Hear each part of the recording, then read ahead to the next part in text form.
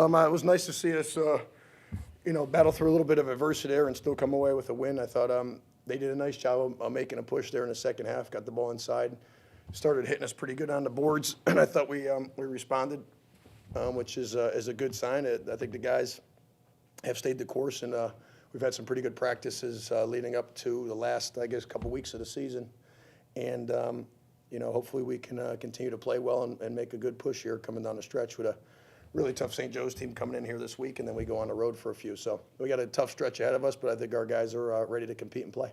Dante, there are guys that, when they struggle in the first half, get in their own head and struggle in the second half. It seemed like for you, down the stretch, even though you hadn't had the type of game that you sometimes do, you still looked confident in making big plays late. Yeah, because I don't think I was struggling. I was just missing shots. So everybody missed shots.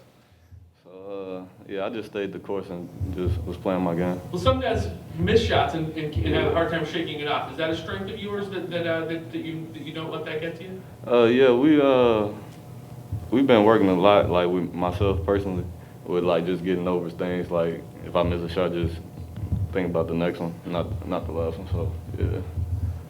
Derek, when they were kind of just picking away at that lead, you guys need Dante to make a couple of Jabari during the stretch there, just to kind of keep things afloat and go step for step with them for a little bit. Yeah, we had they started scoring the ball a little bit. I thought we missed some ones to kind of maybe get us a little cushion there, and it was nice to see a few guys on the offensive end make some big plays to kind of compensate for a few maybe defensive lapses or giving up a few defensive rebounds there that we desperately needed. CJ, at any point when you were on crutches, did you think you'd be capable of playing at the intensity, the amount of minutes that you did today? Yes, sir, I did. No elaboration. Is that when you first got injured? Were you worried about it, or did you feel like you could shake it off? I was worried about it because they told me it was the same injury as Malik Hines. But I mean, once I started, walking around, got through the walkthrough, and I actually did a couple of exercises right before the game. I mean, I was feeling good. So I mean, once I step on the court, I don't feel anything.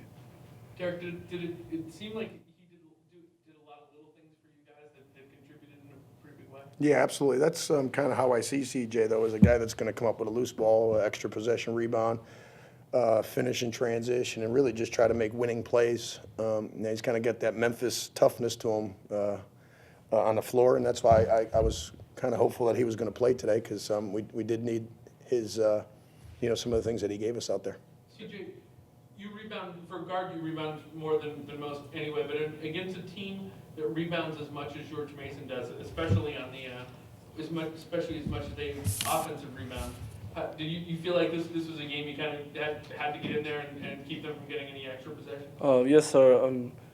Of course, that the bigs, they're always going to battle down there. They're going to get their rebounds, but we need, the guards to be down there with them, and just to help them out, give them, a little break or two. You know what I'm saying? You don't want them, down there battling, too hard, just getting rough, toughed up. It's just good, just to be down there, to help them out. It seemed like so many times that when they got the ball inside either Toppins or Jenkins, you guys are kind of doubling with the guards. They're coming over when they put the ball on the floor. How important was that in slowing those guys down? Huge. Those two are good. I mean, Jenkins gave us all we can handle a few years back as a freshman. And Thompson's been really good against us every time we've played them. So they're big, they're physical, and they're hard to handle one-on-one. So I thought our guards and kind of wing guys did a nice job of getting in there and mixing it up, and not leaving Tyler in space and Zeke Cole and even Rashawn down there by themselves. That was important for us. They're not a great three-point shooting team in general, but 1 for 18, you feel kind of look at that and you feel like you dodged a ball a little bit in a game like this when I think it was 1 for 18. I mean, yeah. I mean, it's nice to every once in a while to have some fortuitous bounces instead of sometimes it always kind of going against you. But we missed some open threes, I thought, there in the second half too. So hey, we'll take it. Whether it was they missed shots, we made a miss, we rebounded, they didn't get rebounds, whatever. We'll take the win and kind of try to improve and get better from it. Yeah, did you it seemed like you were playing some aggressive in-your-face defense, especially early, that forced some bad shots that didn't let them get into a rhythm. Yeah, we did a nice job defensively. I wish we would have capitalized a little bit better when we had the game kind of moving in a lot of possessions where we didn't, finish some plays on the offensive end. So hopefully that doesn't come back to haunt us at some point if we play defense like that again. Coach, Antoine had a couple of nice moves in the post today, 17 points obviously. Just what do you see from his performance, and are you happy with his shot selection? Yeah, I thought he did a great job. He's not settling.